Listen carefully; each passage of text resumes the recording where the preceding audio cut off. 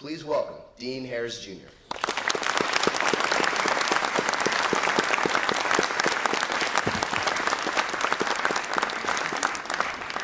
You've come a long way since Oxford. Very well done. I'm now going to introduce Dean McCall. No, we've done that a couple times. President Bourne regrets not being able to be here. He is something else. I mentioned it yesterday during orientation, and at 76 he had open heart surgery, and within a few weeks still made graduation. He's been trying to make everything, did a huge convocation last night, has commitments all day, and begged off of this. But he sends his regrets, and will be back here soon. So he'll be back here very soon, but he is doing well. So welcome to the 8th annual OWL ceremony. It is, you're here as a class of 2020, the 108th class to come to the College of Law. And a bit of history is useful because in 1909, the very first dean, Dean Monette, came here to start a law school. And when he came here, for those familiar with the campus, he went to the North Oval. And the North Oval, all there was were two buildings, the Carnegie Building and Old Science Hall and Evans Hall, which had just burned to the ground. And he was asked to start a law school. You can see us now.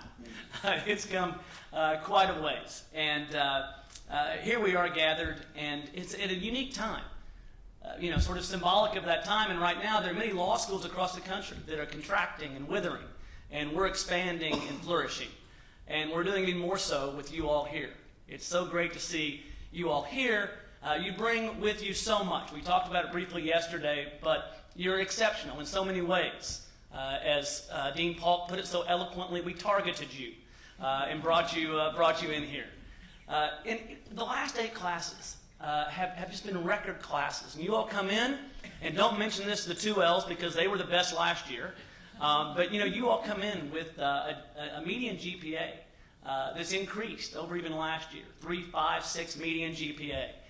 You come from 47 different undergraduate institutions, 44 undergraduate majors, a multitude of states, and we're here at a time when we're not just the greatest place for law school, greatest facility for law school, but we've just added the inasmuch CLC.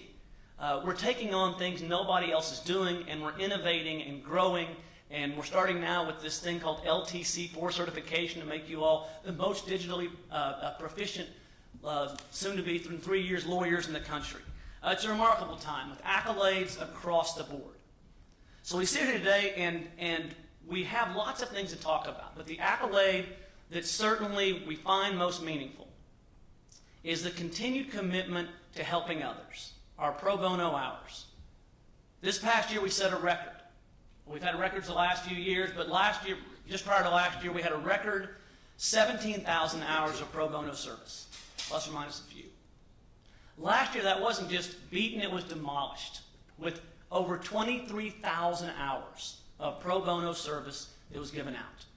And you always wonder what's going to happen next. And you all came in, and a first has been achieved. And that is, we've never had a class that when they've come in, since we started doing the voluntary pro bono pledge, that's had 100% commitment to it until the class of 2020.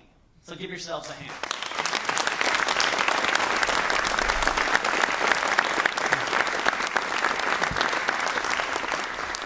We're so proud of it. We honestly are. And over 64% of you given 2 options, between 50 hours and 100 hours, pick the greater number. So we can't wait to see what you're going to do, but that's what we care about and who we are, and we enter here with great optimism. All right, so why are we here? Why are we dressed like this, and what are we doing? The answer is you'll only see us this way all together with you 2 times during your career. It really is the literal bookends of your experience in your legal education. Here at Convocation, and then next at graduation.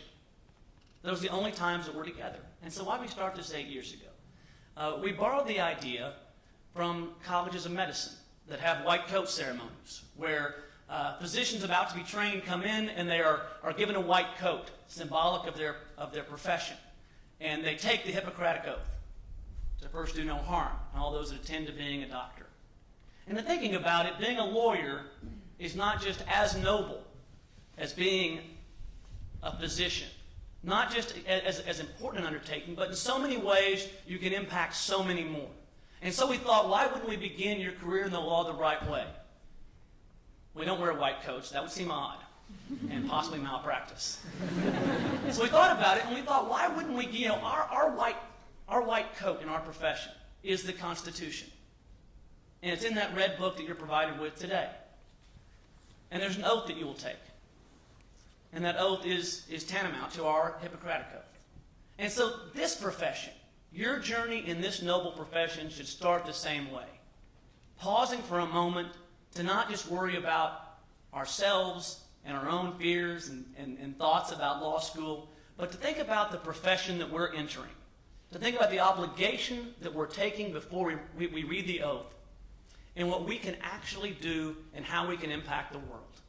Because it is profound in every sense. When you look at our seal behind us, for those of you that don't read Latin, which would include me, when you look at it, the words across there are translated faithful servants of the law. Faithful servants of the law. And that's who we are. And the owl is on there, symbolic of wisdom.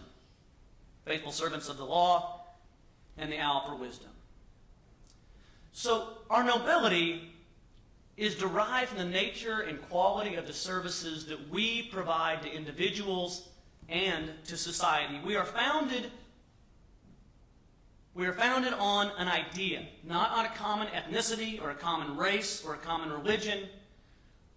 It is democracy, founded upon the rule of law. And that depends and turns on us as lawyers to enforce it. There are lots of constitutions, and there are lots of countries, but we are the oldest continuing democracy in the world. And we aren't that old. So they're fragile. And it has a predicate that matters to all of us. The nobility surrounds us, whether for the public or for an individual client.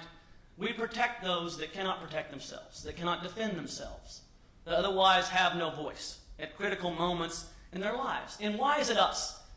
It's us because of the unique training we have. It's because of the way we learn to think like lawyers, how we engage in critical thinking, the way we are the world's ultimate problem solvers. But as you're entering this noble profession, you have to be careful, because there are real threats to you individually and to our profession. They include self-interest and blinders to service that can be very difficult to navigate. There are ethical threats that will confront you almost every single day as you practice law. And you have to be vigilant, because the consequences of failure are traumatic, and not just to you. One of the greatest threats to our profession and to us as a country is a failure of civility. It's a failure of the ability to understand each other and to get along. So today, before immersing yourself in the study of law, take a moment to reflect, and reflect on what it means to be a lawyer, and why should you choose a path of broader service. Why would you want to do that? Why wouldn't you want to get a great job and do well for yourself? Well, here are a few reasons. Because in my job, you spend a lot of time talking to accomplished individuals that are graduates that have done well in their lives in lots of ways. And no matter what their age, no matter how much they've accomplished in material wealth or otherwise, what they always talk about as being most important to them in their career in the law, whether they practice law or business or education or government in some way, there's one common answer. The greatest joy they've taken, the most meaningful thing to them, is how they're able to help and serve others. It is absolutely the same for every single one of them. That is the greatest treasure. That is the greatest gold. Second is, it matters to the individuals that we serve. They come to us in crisis and in huge opportunity. Whether it's criminal, representing the state, or the federal government, or the individual who's accused, or whether it's on the civil side, they come to us at the most important moment in their lives, and we are all that they have. And it matters to society. Both of the entrances coming in south and north into Coates Hall, and now on the wall of the Inasmuch CLC contain a quote that President Warren brought us it says this: to allow the rights of one person to be violated puts the rights and liberties, puts at risk the rights and liberties of all. As I said, the Constitution alone is defenseless. The words are beautiful and plural, but there are ones that are written a lot better than ours. So does it mean that we're special in some way? Does it mean that ours will last forever? The answer is no. It won't necessarily do so unless it's protected, unless you defend it. And there will always be threats to it. Not sometimes, not once in a generation, but always. There will always, as long as we are a democracy, be threats to it.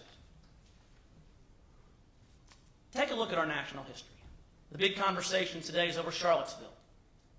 About a year ago, we were immersed in a conversation also about race. Looking at Ferguson, on all of those that came from there. And you can take any area about constitutional crises or issues that arise, certainly pick areas like individual liberties versus national security, but let's talk about race for a second. It's a great way of looking and thinking about how our Constitution exists to protect us, but does not enforce itself. In fact, one of the stories happened right here at OU Law. When you look at the trajectory of major cases in race, we have faults, and we have to protect against them. Our history of slavery. We interned the Japanese.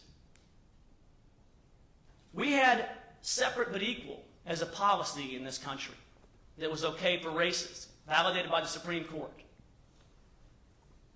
So the trajectory is not perfect. And looking at this law school itself, we had a case that was a predecessor and critical in getting to Brown versus Board of Education to eliminate separate but equal under Plessy. And in that case, we had an applicant to law school in 1946. We have a tribute to her out in the hallway, a couple of them. And Ada Lowe Scipio Fisher came here, an African-American woman, and she applied for law school, and she was told she could not come. That it was against the law of the land for her to come to law school at OU Law because she was black. She took the case up and appealed it all the way to the U.S. Supreme Court. She was represented by two individuals, one of those being Thurgood Marshall, later Supreme Court Justice Thurgood Marshall. And as she went through it, she applied for law school in 1946. Finally, 3 years later, after losing at the trial level and appellate level in Oklahoma, she goes to the U.S. Supreme Court, and she is told she can go to law school and still has to endure one more hurdle,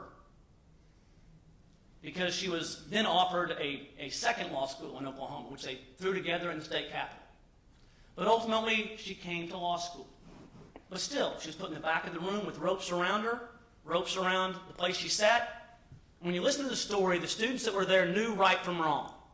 And the students that were there crossed the rope barrier and sat with her. And then almost 40 years later, she was granted an honorary doctorate from this university and became one of the 7 trustees of this entire university, one of the seven governing board members of this university. And so the story ends well, but it's a rocky story. It's a horrible story, aspects of it. And so the point is this, and that is always silence your cell phone.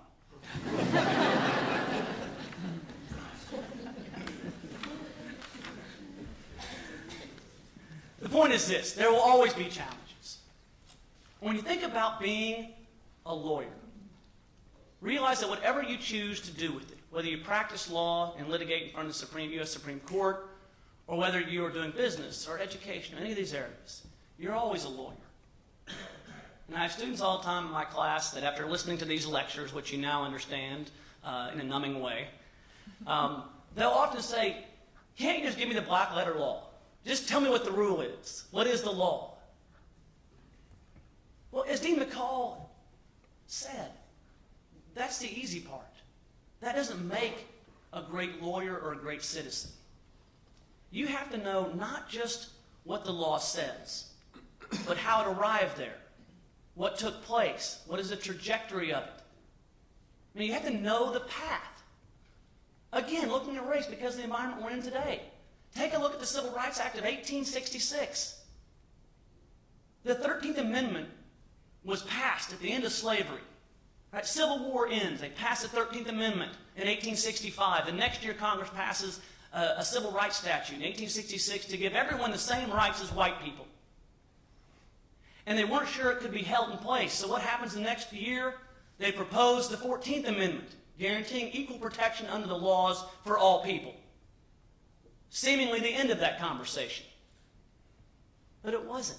Within 20 years, in a group of cases called the civil rights cases, the protections were taken away for everyone of color in terms of equal treatment, except for those that worked for the public sector. And at that time, it was almost all private sector. And it wasn't remedied until the 1940s and really the 1960s, with the Civil Rights Act of 1964. So almost 100 years post the end of slavery, until there could be the enjoyment of the same rights. And then it was attacked again in 1989 in a case that was overturned statutorily by Congress with the Civil Rights Act of 1991. The point is this, and that is you can't just know the letter of the law. By the way, it makes you useless if you do, because artificial intelligence will replace you. What are those elements that you have to have? And that is you need to be like our symbol. You need to serve, and you need to be wise. And how do you accomplish that? You accomplish it by understanding the majesty of this profession, by understanding that it is critical and is the only thing holding our nation together. And we are a deeply divided nation right now. And we're the ones that don't just get to complain and don't just get to say that it's too bad, and not just get to say we don't understand what the other side thinks. That's for everybody besides us. We as the lawyers have to understand the other side better than they understand themselves. Because that's the only way that we can truly develop our ideas and our ideals and use the law to make positive change, to enforce our Constitution and uphold this democracy and ensure it continues. It is the only way. And it's up to us, because nobody else has the training. And so you learn not just the black letter law, but you learn about the law. And you also take a page out of the greatest legal novel of all time, To Kill a Mockingbird. It isn't that complicated. Harper Lee wrote this amazing book, and it tells us so much of what we need to know right now. When the 6-year-old scout turns to her dad, Atticus, and asks one of the ultimate questions about understanding people that are different from you, what is it he says? He says you never really know a person until you consider things from their point of view. And then he goes on for the famous words, until you climb into their skin and walk around in it. We're not doing that. We're not doing it as a country right now. All we do is live in our own echo chambers with an atomized conversation and declare we can't understand anybody else's perspective. We don't get to do that. So they need us. And that's part of being truly great in this profession. It's knowing the law. It's knowing the context of the law. It's having empathy for others and understanding the perspective that isn't yours. And learning what it's like to be in their skin, to be in their circumstance. And you have to work hard. There's no two ways around it. To really help, to really make a difference, it requires hard work. And that's why law school is a great training ground. You will work hard, and you'll grow in ways you've never grown before. But to be truly great, the last part is this. It's all of those things, but it's also civility. The second that breaks down, the second we fail to be civil and treat each other well, especially when you're in litigation. People think that being a great litigator is being the loudest person in the room, have no idea how it works. At the core of this profession, and at the core of our democracy, is treating each other well. To be able to engage in a discourse that is spirited, that may be at odds with each other, but to do it in a way that is professional and respectful of the other. And that's how you become a truly great member of this remarkably noble profession. All right. As you look at it, one of the things you have in front of you is that red book. And that red book is a collection of our Constitution and the amendments that are there to it. And I want you to hold it and think about it in this very last part that I promised to wrap up. But the reality is what you hold in your hands is not just our Constitution, it is the purpose of this ceremony. We are literally placing in your hands, with this Constitution, our future. It belongs to you all. And think about it. When most people are born, their parent looks at them, or both parents look at them, depending upon circumstance, and tells the child they can be anything they want to be. The truth of the matter is, by the time you reach your age, that isn't true for the vast majority of the population. Most people at this age, at the age you are right now, cannot be anything they want to be. Because of circumstance or otherwise, their future is finite. It is not unlimited. And that promise that was made at birth doesn't exist at this age. But with you, it does. You are the lucky few. We are the lucky few that today can be anything that we want to be. And the power of this degree is unparalleled in terms of what it can do for you. So you are special. And it comes with this remarkable obligation. That's the big trick in life, right? With opportunity comes obligation. And that's where we are. So as you look at it, and as you think about the pledge you will soon take, I'd ask this of you this weekend. This is the assignment of homework. I know. Throughout your career, you'll come to everyone behind you, and you'll ask for career guidance. And even when you're out, the first 15, 20 years, and probably thereafter, you'll ask about career advice. And you'll get amazing career advice. The best career advice you can give yourself, I'd ask you to do this weekend, before the first day of classes. I'd ask that you take this book, and that you open it up to the last page. And it's blank. It's on that very attractive leather-like cover. Okay? And in there, there's space. And you almost certainly don't know what you want to do at this stage with your law degree. For those of you that do, you're super annoying. But most of us don't know what we want to do with it. But you know what we do know? We do know what we want to be. And the best career advice you can take will be from yourself before you start the first day of law school. So I'd ask you to put in there your thoughts to yourself, your advice to yourself, over your true goals. Not a particular job, but what is it you want to accomplish? Because at this moment you can be anything. And because during the press of jobs that take place as we pursue a career path, it's easy to get derailed. Even the brightest can get derailed. And so you'll seek lots of advice, but take that and go back and take advice from yourself. Or what are those ideals you have for yourself? What is that you want to be? And I can assure you, if you follow that global advice from yourself, you will use this degree in a way that makes you profoundly happy, and in a way that is important to so many. So you all gather today, not simply as people starting a career in the law, but as colleagues, as people bound together. In your hands, we place our futures. We couldn't be more proud of who you are today and what you're going to be, and we can't wait to see what happens with you all next. Thank you very much.